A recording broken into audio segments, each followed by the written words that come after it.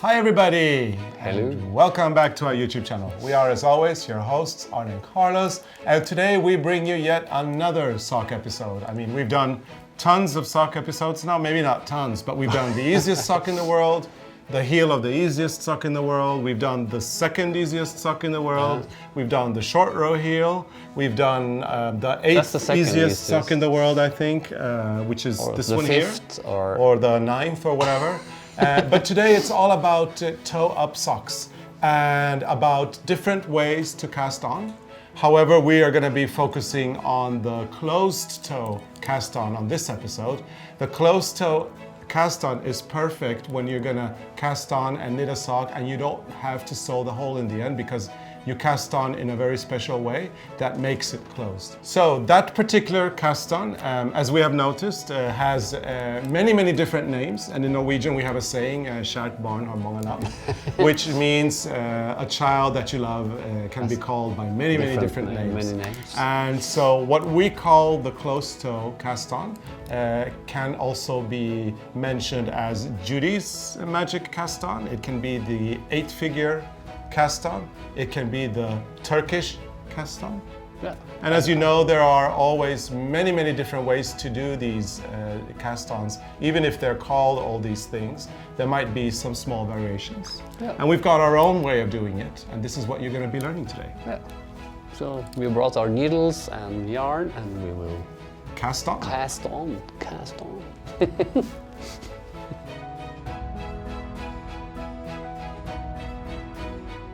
Okay, so now I will show you how to do the closed toe cast on Cool. with 16 stitches. But first, I show you the normal long tail, which is over the thumb, over the pointing finger, and you hold the yarn in your hand. And then when you cast on, you pick up like this. Since we're talking about the long tail there from the cast on for a moment, Arne, I do recall a lot of people always are asking how much tail do you cast on? How much tail you have? Yeah, a lot of people want to know, so I mean, this is a good time to say that use your eye, you eyeball it. You should have enough so that you don't run out of yarn when you're... If you have more than enough, then you use the tail as a stitch marker. And Yeah. if you have less, just take the yarn from the other side and continue. Yeah, just make sure that you have enough. So a long tail can be anything depending on what you're going to be knitting. Yeah. And then just eyeball it, and you don't want to run out of yarn for stitches. That's the point. Anyway, that was a little Yeah, but you see, you hold the yarn like that when you do a normal one. But you hold it the same way when I do the closed. I hold it the same way, but this time I place the yarn on one needle like this, on the outer needle. Then I hold it on the needle. Then the yarn goes under and up between the needles and over the inner needle. And then the yarn from the thumb goes under and over the outer. Is that right? Outer and inner. And then it comes again from the thumb under and up between the needles and over the inner and down. And then the thumb under, over, the pointing finger under, over. So you just switch like this. Under and over from the thumb, under with the pointing finger, over, and you change again. The thumb goes under, over, and down. The pointing finger, under, over, and down.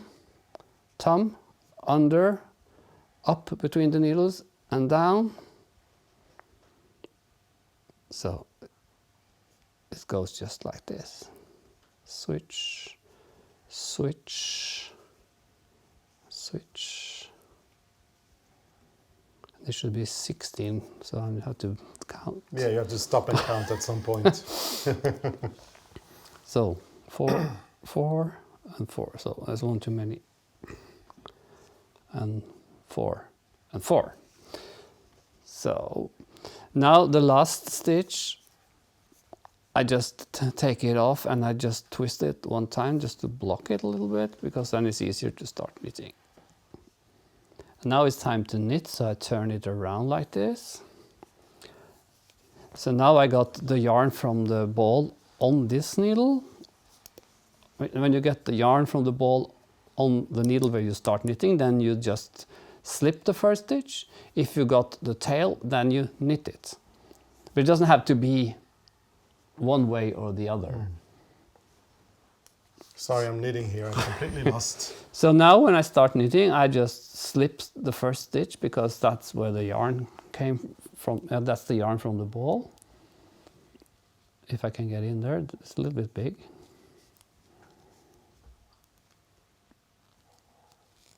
Nice, and then you slip it. This is why I never use the magic loop, because I don't like to have this so close together, but after a few rounds it works. Yeah, for this cast For on, this yeah. cast on. And now you see the first needle you knit is always a twisted knit, because so you have to go in the back of the stitch and you knit from the back like this. And that's just for the first needle. So go in the back and knit. In the back, like this. That's the first needle. In the second one, it's the same. Go in the back leg, because you don't want to have a twisted stitch.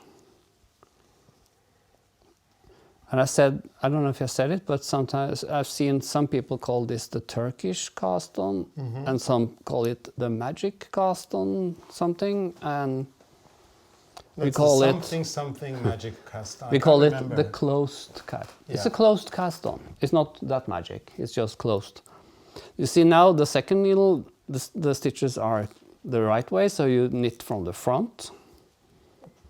There's no need to go in the back. Freya is I think I'm in her space now. Well, it's your space now. It's my space. And then the last needle. I think I'm slow enough.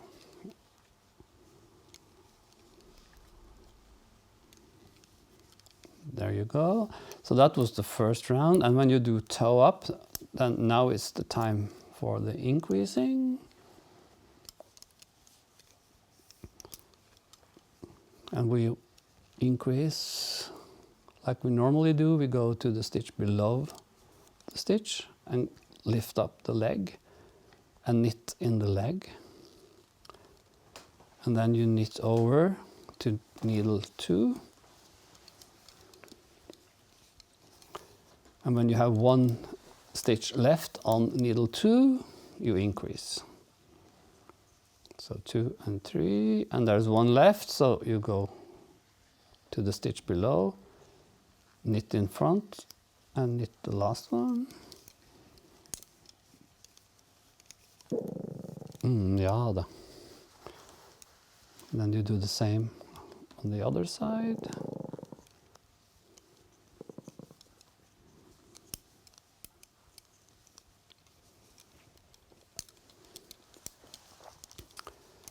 So now you will see the magic.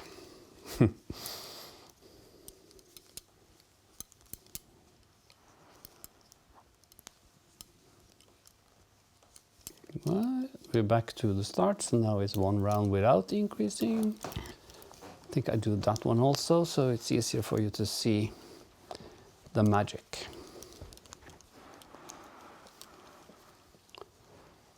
And these are the prim needles I'm using, with the ball on the tip.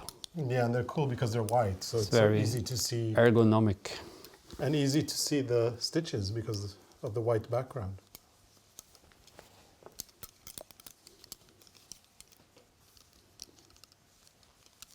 So I finish this one and then I will show you how it looks on the toe.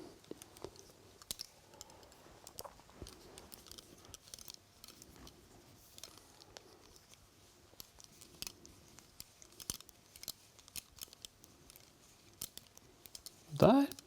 So, Oh wow, look at that. so this is the closed cast on, And what does it look like from the other side? Oh, wow. Very nice. or the magic, or, Whatever we want to call it. but you see, it's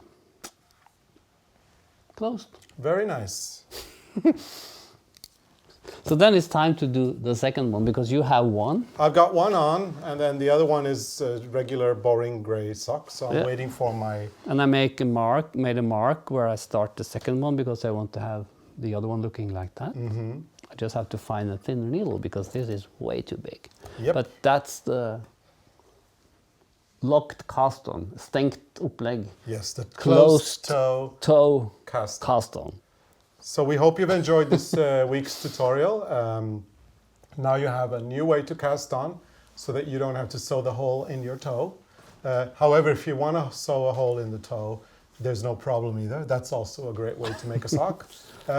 So there's lots of different techniques, and eventually you reach the same result of ready-made, beautiful sock that you'll want to wear forever and ever. But we have some other project we'll show later, maybe, where we use this cast on, where you actually have to do it. Okay, so that's something that we have to look forward to. And Maybe remember, there's a link somewhere if this comes before or after. I don't know. I don't know what you're No. talking about, so we'll have to find out. And in the meantime, remember that we post tutorials every single week. So there's something new popping up on our YouTube feed every Sunday at 6 p.m. Central European Time, which is 11 a.m. Central Standard Time in North America.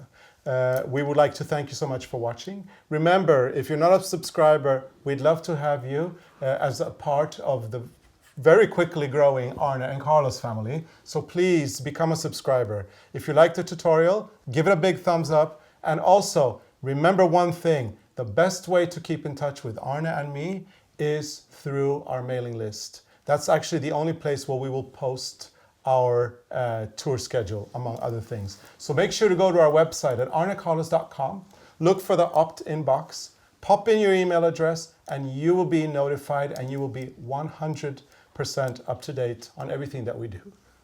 So thank you for watching, and we'll see you again next week. Bye. Bye.